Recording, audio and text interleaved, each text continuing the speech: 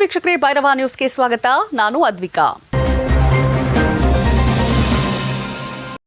ಚಿತ್ರದುರ್ಗ ಜಿಲ್ಲೆಯ ಹೊಸದುರ್ಗ ತಾಲೂಕಿನ ಮಧುರೈ ಗ್ರಾಮದ ಹತ್ತಿರವಿರುವ ಬ್ರಹ್ಮ ವಿದ್ಯಾನಗರಕ್ಕೆ ಹೊಂದಿಕೊಂಡಿರುವ 650 ವರ್ಷಗಳ ಇತಿಹಾಸವಿರುವ 14 ಮಠಾಧೀಶರನ್ನು ಕಂಡು ಇರುವ ಚಿನ್ಮೂಲಾದ್ರಿ ಶಿಲ್ಲಾಪುರ ಸೂರ್ಯ ಸಿಂಹಾಸನ ಭಗೀರಥ ಪೀಠಾದ್ರಿ ಈಗಿನ ಪೀಠಾಧ್ಯಕ್ಷರಾದ ಜಗದ್ಗುರು ಪರಮ ಪೂಜ್ಯ ಶ್ರೀ ಶ್ರೀ ಶ್ರೀ ಡಾಕ್ಟರ್ ಪುರುಷೋತ್ತಮಾನಂದಪುರಿ ಮಹಾಸ್ವಾಮಿಗಳು.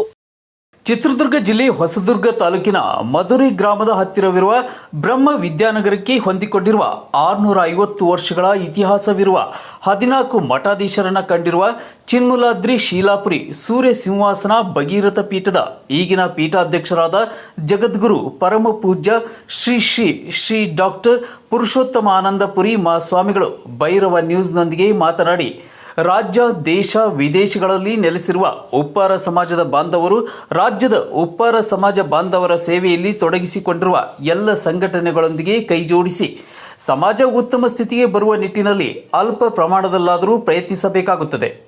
ರಾಜ್ಯ ಉಪ್ಪಾರ ನೌಕರರ ಸಂಘಟನೆಯಾಗಿರಬಹುದು, ಮಹರ್ಷಿ ಭಗೀರಥ ಸಾಹಿತ್ಯ ಪರಿಷತ್ನ ರಾಜ್ಯದ ಎಲ್ಲ ಸಾಹಿತಿಗಳು ಒಟ್ಟುಗೂಡಿ ಕಟ್ಟಿರುವ ಸಂಘಟನೆ ಆಗಿರಬಹುದು, ಭಗೀರಥ ಉಪ್ಪಾರ ಯುವಕ ಸಂಘಟನೆಗಳು, ಉಪ್ಪಾರ ಮಹಿಳಾ ಸಂಘಟನೆಗಳು, ಭಗೀರಥ ಟ್ರಸ್ಟ್ನ ಸಂಘಟನೆಗಳು, ಸಮಾಜದ ಹೆಸರಿನಲ್ಲಿ ವಿವಿಧ ಸಂಘಟನೆಗಳನ್ನು ಕಟ್ಟಿ ಉಪ್ಪಾರ ಸಮಾಜದ ಉದ್ಧಾರಕ್ಕಾಗಿ ಶ್ರಮಿಸುತ್ತಿರುವ ಎಲ್ಲ ಸಂಘಟನೆಗಳೊಂದಿಗೆ ಕೈ ಜೋಡಿಸಿ ಸಹಕರಿಸಿ ಒಗ್ಗೂಡಿ ನಾನು ಎಂಬುದನ್ನು ತೊರೆದು ನಾವು ಎಂಬುದನ್ನು ಅಳವಡಿಸಿಕೊಂಡು ದ್ವೇಷ ರಾಗಗಳನ್ನು ಬದಿಗಿಟ್ಟು ಒಗ್ಗೂಡಿ ಕೆಲಸ ಮಾಡಿದರೆ ಸಮಾಜದ ಒಳಿತನ್ನು ಕಾಣಬಹುದು.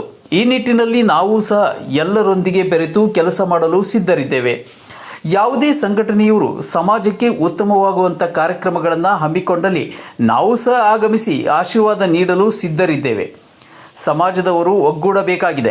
ನಾನು ಎಂದು ದ್ವೇಷ ಭಾವನೆಗಳನ್ನು ಹರಡುವುದಕ್ಕಿಂತ ನಾವು ಎಂದು ಒಗ್ಗೂಡಿ ಭಿನ್ನಾಭಿಪ್ರಾಯಗಳಿದ್ದರೆ ಕೂತು ಮಾತನಾಡಿ ಬಗೆಹರಿಸಿಕೊಂಡು ಸಮಾಜವನ್ನು ಕಟ್ಟಿ ಬೆಳೆಸುವ ನಿಟ್ಟಿನಲ್ಲಿ ಎಲ್ಲರೂ ಒಗ್ಗೂಡಿ ಮುಂದೆ ಬರಬೇಕು.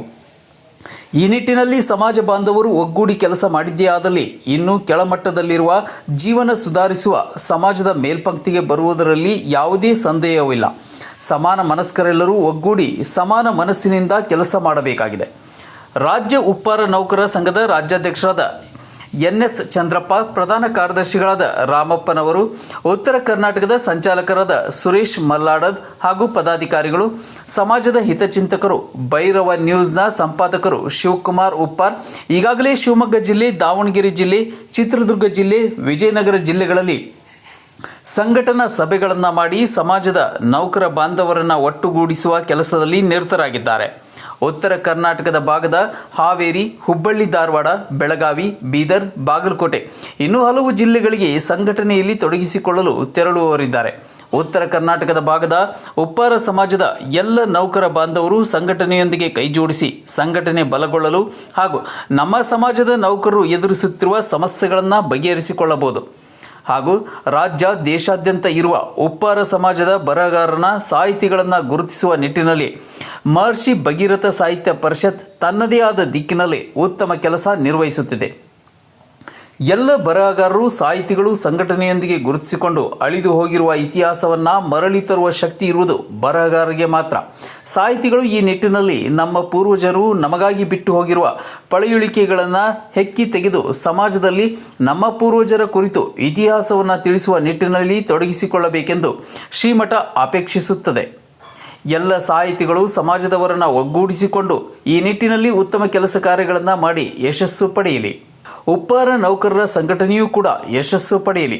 ನಮ್ಮ ಆಶೀರ್ವಾದ ಎಲ್ಲ ಸಂಘಟನೆಯವರಿಗೆ ಇರುತ್ತದೆ ಎಂದು ಶ್ರೀಮಠದ ಪೂಜ್ಯರು ಭೈರವ ನ್ಯೂಸ್ನೊಂದಿಗೆ ತಮ್ಮ ಅಭಿಪ್ರಾಯ ಹಂಚಿಕೊಂಡರು.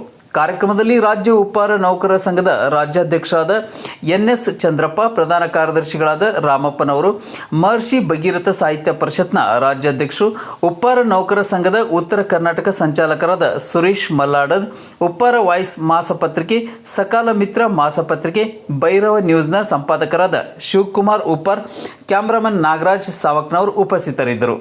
ಓಂ ಶ್ರೀ ಗುರುಭ್ಯೋ ನಮಃ. ರಾಜರ್ಷಿ ಭಗೀರಥ ಮಹರ್ಷಿಗಳನ್ನು ಸ್ಮರಣೆ ಮಾಡಿ ನಮ್ಮ ರಾಜ್ಯದಲ್ಲಿ ಉಪ್ಪಾರ ನೌಕರ ಸಂಘಟನೆ ಹಾಗೂ ಮಹರ್ಷಿ ಭಗೀರಥ ಸಾಹಿತ್ಯ ಪರಿಷತ್ತು ಈ ಸಂಘಟನೆಗಳು ಕ್ರಿಯಾಶೀಲವಾಗಿದ್ದುಕೊಂಡು ಉತ್ತಮ ಕೆಲಸವನ್ನು ಮಾಡಿ ಸಮಾಜಕ್ಕೆ ತನ್ನದೇ ಆದಂಥ ಸೇವೆಯನ್ನು ಸಲ್ಲಿಸಬೇಕು ಅಂತೇಳಿ ಭಾಳಷ್ಟು ವಿಚಾರನ ಇಟ್ಕೊಂಡು ಸಂಘಟನೆಯನ್ನು ಇವತ್ತು ನಾವೆಲ್ಲರೂ ಸಹ ಹುಟ್ಟುಹಾಕಿದ್ದೇವೆ.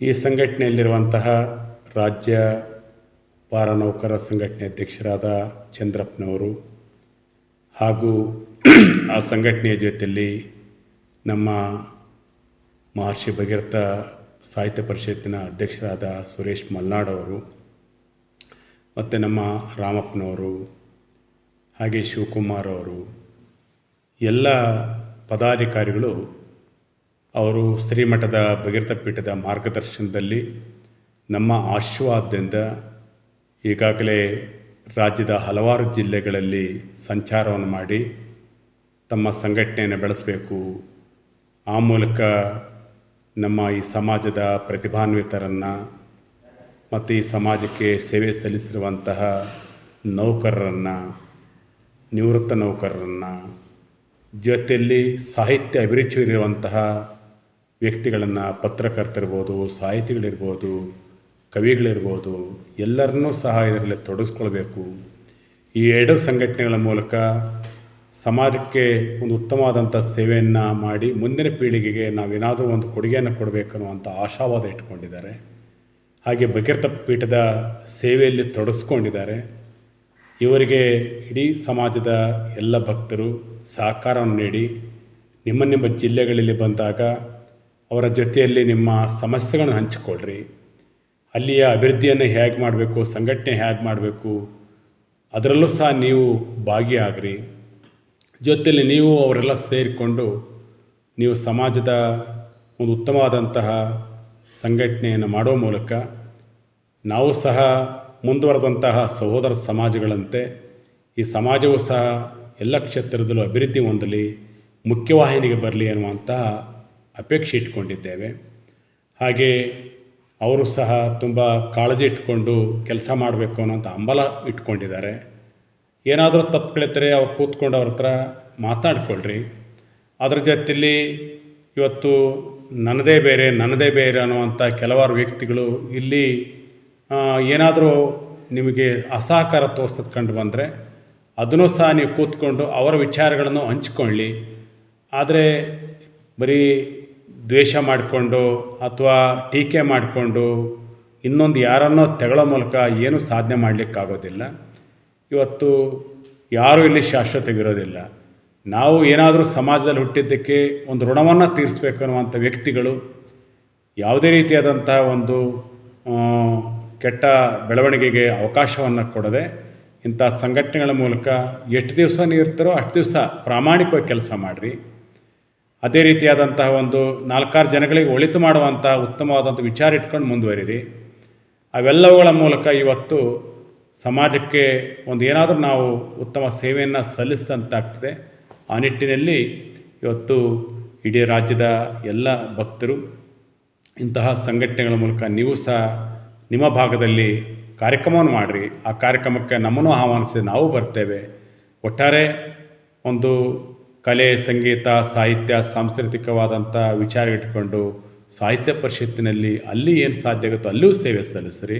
ಹಾಗೆ ನೌಕರಲ್ಲಿರುವಂತಹ ಒಂದು ಜನರು ಸೇರಿಕೊಂಡು ಇಲ್ಲಿಯೂ ಸಹ ಮಕ್ಕಳಿಗೆ ಶಿಕ್ಷಣವನ್ನು ಕೊಡುವಂಥದ್ದು, ಪ್ರತಿಭೆಗಳನ್ನು ಗುರುತಿಸಿ ಪ್ರತಿಭಾ ಪುರಸ್ಕಾರಗಳನ್ನು ಮಾಡುವಂಥದ್ದು, ಅವ್ರ ಜೊತೆಯಲ್ಲಿ ನೌಕರ ಸಮಸ್ಯೆಗಳಿಗೆ ಸ್ಪಂದನೆ ಮಾಡುವಂಥದ್ದು, ಇವೆಲ್ಲವನ್ನು ಇಟ್ಕೊಂಡು 2 ಸಂಘಟನೆಗಳ ಮೂಲಕ ನೀವು ಸಹ ಈ ಸಂಘಟನೆಯಲ್ಲಿ ಭಾಗಿಯಾಗ್ತೀರಿ ಅಂತೇಳಿ ಭಾವಿಸಿದ್ದೇವೆ.